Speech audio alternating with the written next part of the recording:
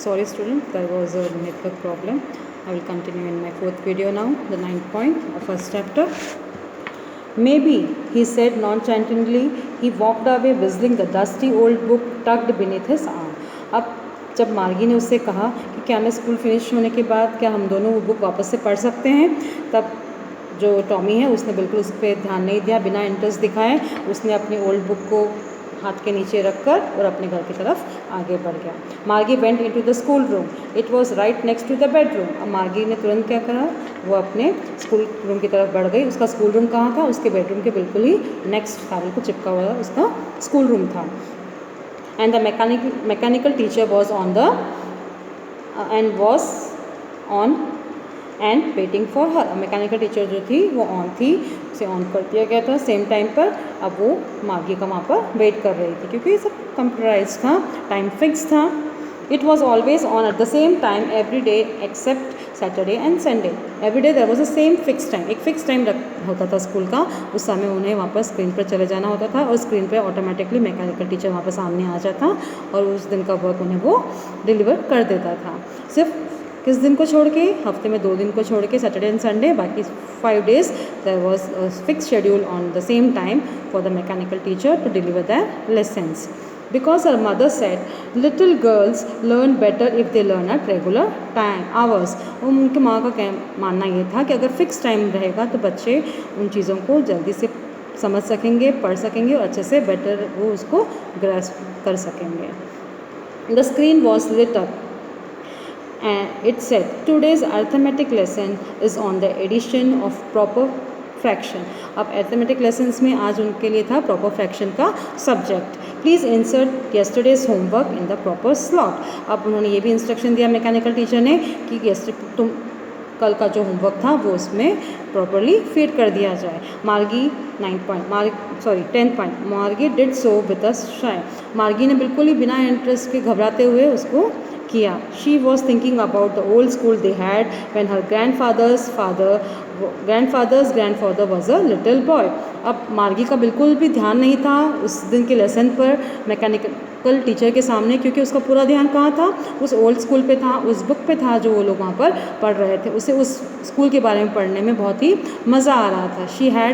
She was feeling fun about learning about the school in the real book.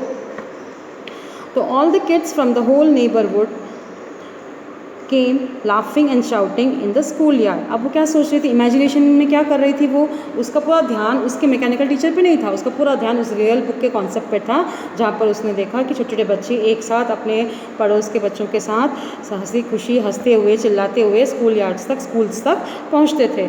Sitting together in the school room, और एक साथ class में बैठा करते थे. गोइंग होम टुगेदर, एक साथ घर भी जाया करते थे. At the end of the day, जब स्कूल ख़त्म होने के बाद घर भी साथ जाना, स्कूल के लिए घर से साथ आना, एक साथ खेलना, हंसना, आपस में सब चीज़ें शेयर करना, वो सोच के वो बहुत मन ही मन खुश हो रही थी, बहुत उसे एक्साइटेड लग रहा था.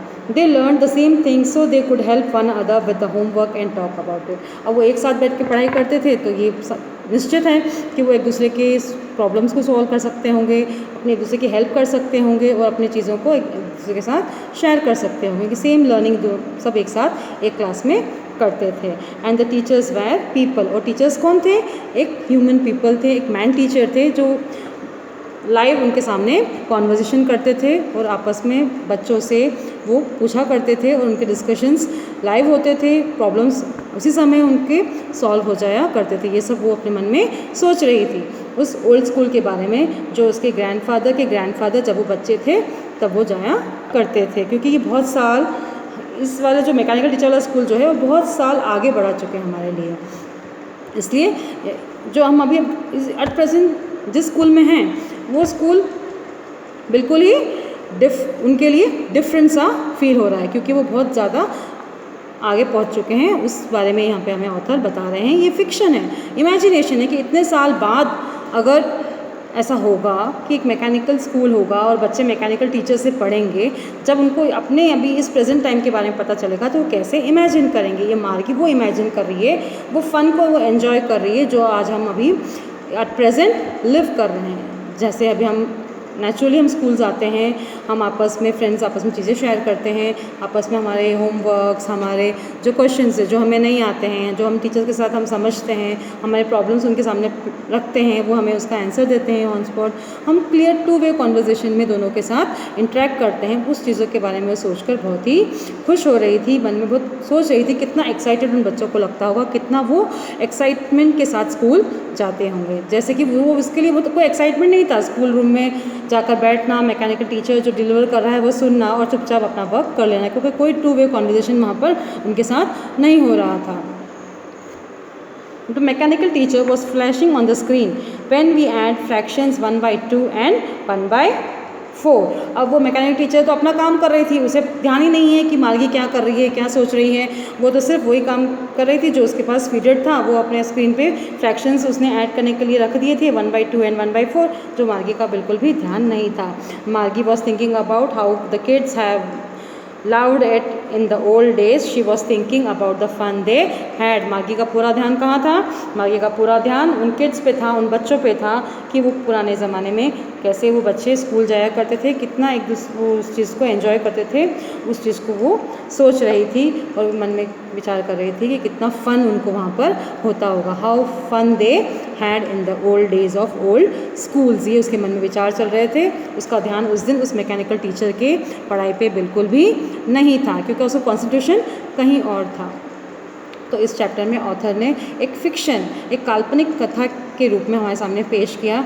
क्या पेश किया कि अगर हम इतने साल आगे पहुँचें, कितने 1.5 सेंचुरीज़ अगर हम आगे चले जाएं, तब हमारे सामने एक ऐसा विजुअलाइज होगा कि उस समय कोई टीचर्स नहीं होंगे, घर पे ही बच्चे मैकेनिकल टीचर्स के सामने, मैंने कंप्यूटर एक स्क्रीन के सामने, मैकेनिकल स्क्रीन के सामने बैठे रहेंगे। वहाँ सब कुछ फीडेड स्लॉट्स रहेंगे, वो ऑटोमेटिक फिक्स टाइम पे सब प्रेजेंट होगा और बच्चे उनके सामने ही सब कुछ पढ़ेंगे और उनको सिर्फ अकेले इंडिविजुअली वहाँ पर लर्निंग प्रोसेस करनी होगी। और बच्चे इस चीज़ों को जो हम अभी एट प्रेजेंट एंजॉय कर रहे हैं, सबके साथ बैठना, सबके साथ अपने आप की अपनी फीलिंग्स, अपने इमोशंस, सब कुछ शेयर करना, और हम आपस में टीचर्स के साथ भी हमें जो भी प्रॉब्लम्स होती हैं हम बड़ी इजीली उसी समय हम सॉल्व कर लेते हैं। टीचर्स भी आपके लिए हमेशा प्रिपेयर रहते हैं कि आपको जो भी डाउट्स हैं उनके साथ आप क्लियर करें।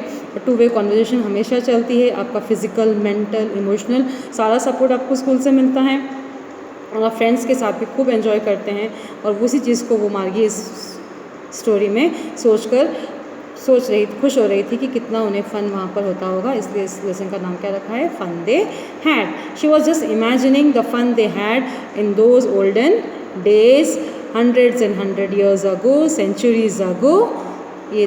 This is a fiction lesson written by the author. He named the lesson Fun They Had, the fun they had in the schools. Hope you have understand the chapter and you have to complete the exercises.